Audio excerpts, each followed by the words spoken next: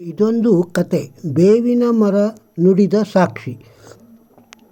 ಕಳೆದ ಶತಮಾನದ 20ರ ದಶಕದಲ್ಲಿ ಧಾರವಾಡ ಜಿಲ್ಲೆಯ ಹಾವೇರಿಯಲ್ಲಿ ಸಿದ್ದಪ್ಪ ಹೊಸಮನಿ ಎಂಬ ಒಬ್ಬ ವಕೀಲರಿದ್ದರು.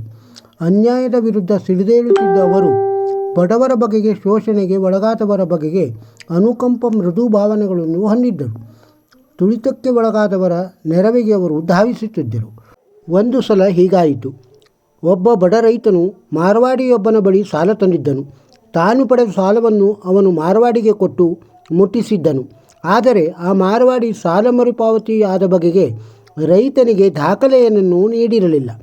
ತನ್ನ ಲೆಕ್ಕದ ಪುಸ್ತಕದಲ್ಲಿ ಸಾಲದ ಬಾಕಿ ಹಾಗೆಯೇ ಇದೆ ಎಂದು ತೋರಿಸಿ ಸಾಲ ವಸೂಲಿಯ ಬಗೆಗೆ ಆ ರೈತನ ವಿರುದ್ಧ ದಾವಾ ಹೂಡಿದ್ದನು.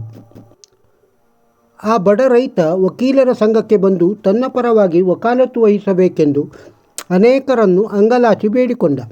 ನೀನು ಸಾಲವನ್ನು ಹಿಂತಿರುಗಿಸಿದ ಬಗೆಗೆ ನಿನ್ನ ಬಳಿ ಸಾಕ್ಷಿ ಪುರಾವೆಗಳು ಏನಾದರೂ ಇವೆಯೇ ಎಂದು ಅವರೆಲ್ಲರೂ ಅವನನ್ನು ಕೇಳಿದ್ದರು. ನಾನು ದೇವರ ಪ್ರಮಾಣ ಮಾಡಿ ಹೇಳುತ್ತೇನೆ, ನಮ್ಮ ಹೊಲದ ಸಮೀಪ ಒಂದು ಬೇವಿನ ಮರದ ಕೆಳಗೆ ಎಲ್ಲ ಸಾಲ ಚುಕ್ತಾ ಮಾಡಿದ್ದೇನೆ ಎಂದು ಹೇಳಿದಾಗ ಅವರೆಲ್ಲರೂ ನಕ್ಕು, ಹುಚ್ಚಪ್ಪ, ಕೋರ್ಟು ನಿನ್ನ ದೇವರನ್ನು ಕೇಳುವುದಿಲ್ಲ, ನಿನ್ನ ಬೇವಿನ ಮರವನ್ನು ಕೇಳುವುದಿಲ್ಲ, ಅದು ಕಾಗದ ಪತ್ರ, ಸಾಕ್ಷಿ ಪುರಾವೆಗಳನ್ನು ಮಾತ್ರ ನೋಡುತ್ತದೆ ಎಂದು ಅವನಿಗೆ ಹೇಳಿದ್ದರು. ಆ ಬಡ ರೈತನಿಗೆ ಅವರ ಮಾತನ್ನು ಕೇಳಿ ಆಕಾಶವೇ ಹರಿದು ತಲೆಯ ಮೇಲೆ ಬಿದ್ದಂತಾಯಿತು. ರಕ್ಷಕರು ಯಾರೂ ಇಲ್ಲವೆನ್ನುವ ಅಸಹಾಯ ಸ್ಥಿತಿಯಲ್ಲಿ ತೊಳಲಾಡುತ್ತಿದ್ದ ತನ್ನ ವಯಸ್ಸಿಗಿಂತಲೂ ಅವನಿಗೆ ಒಮ್ಮೆಲೆ ಹೆಚ್ಚು ವರ್ಷಗಳು ಆದಂತಾಗಿದ್ದವು. ಅಷ್ಟರಲ್ಲಿ ಹೊಸಮನಿಯವರು ವಕೀಲರ ಸಂಘಕ್ಕೆ ಬಂದರು. ಅವರನ್ನು ಕೇಳಿದರೆ ತನಗೆ ರಕ್ಷಣೆ ಸಿಕ್ಕಬಹುದೆಂದು ಅವನು ಭಾವಿಸಿದ.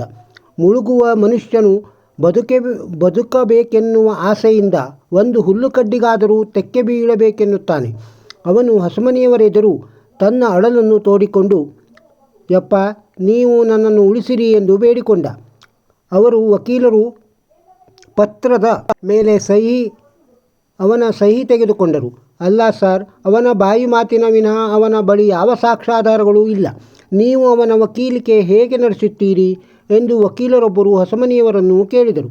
ಅವನು ಬೇವಿನ ಮರದ ಕೆಳಗೆ ಸಾಲ ಹಿಂತಿರುಗಿ ಕೊಟ್ಟಿರುವುದಾಗಿ ಹೇಳುತ್ತಾನೆ.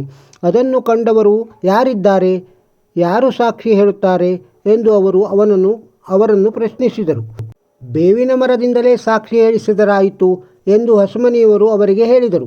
ಅದನ್ನು ಕೇಳಿದ ವಕೀಲರೆಲ್ಲರೂ ಅವರು ಇಂತಹ ಹಾಸ್ಯಾಸ್ಪದ ಕೇಸನ್ನು ಹಿಡಿದು ತಮ್ಮ ಹೆಸರು ಕೆಡಿಸಿಕೊಳ್ಳುವರೆಂದು ತಮ್ಮ ಮನಸ್ಸಿನಲ್ಲಿಯೇ ಮಿಡುಕಿದರು.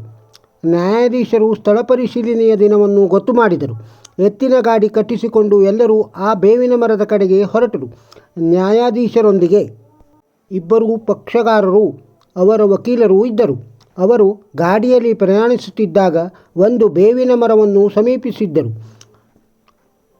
ಆ ರೈತ ಹೇಳಿದ ಬೇವಿನ ಮರ ಇದೇ ಅಲ್ಲವೇನೋ ಎಂದು ಹೊಸಮನಿಯವರು ಆ ಮಾರವಾಡಿಯನ್ನು ಕೇಳಿದರು. ಅವರು ಆ ಪ್ರಶ್ನೆಗೆ ಆ ಮಾರವಾಡಿಯು, ಇದಲ್ಲ, ಆ ಮರ ಇನ್ನೂ ಮುಂದೆ ಇದೆ ಎಂದು ಹೇಳಿದ. ಆಗ ಹೊಸಮನಿಯವರು ನ್ಯಾಯಾಧೀಶರಿಗೆ, ಸ್ವಾಮಿ, ನಿಮ್ಮೆದುರು ನನ್ನ ಪಕ್ಷಗಾರನ ಪರವಾಗಿ ನಿವೇದಿಸುವುದು ಇನ್ನೇನೂ ಇಲ್ಲ ಎಂದು ಹೇಳಿದರು. ಬೇವಿನ ಮರದಿಂದ ಅವರು ಸಾಕ್ಷಿ ಹೇಳಿಸಿದರೆನ್ನುವ ಮಾತು ಜನರ ಬಾಯಲ್ಲಿ ಇಂದೂ ಉಳಿದುಕೊಂಡಿದೆ. ಅನಾಥರಿಗೆ ದೇವರೇ ರಕ್ಷಕನೆಂದು ಹೇಳುತ್ತಾರೆ. ಸಂಕಟದಲ್ಲಿ ಸಿಲುಕಿಕೊಂಡವರನ್ನು ಸಂಕಟದಿಂದ ಪಾರು ಮಾಡಲು ದೇವರಂಥ ಒಬ್ಬರು ಸಮಾಜದಲ್ಲಿ ಯಾರಾದರೂ ಇದ್ದೇ ಇರುತ್ತಾರೆ. ಈ ಕಥೆಯನ್ನು ಡಾಕ್ಟರ್ ಪಾಟೀಲ್ ಪುಟ್ಟಪ್ಪನವರ ಪಾಪು ಪ್ರಪಂಚದಿಂದ ಆಯ್ದ ಕತೆ. ಈ ಕತೆ ನಿಮಗೆ ಇಷ್ಟವಾಗಿದ್ದರೆ ಒಂದು ಲೈಕ್ ಕೊಡಿ, ಬೇರೆಯವರಿಗೂ ಶೇರ್ ಮಾಡಿ, ಸಬ್ಸ್ಕ್ರೈಬ್ ಆಗದೇ ಇದ್ದರೆ ಸಬ್ಸ್ಕ್ರೈಬ್ ಆಗಿ. ನಮಸ್ಕಾರ.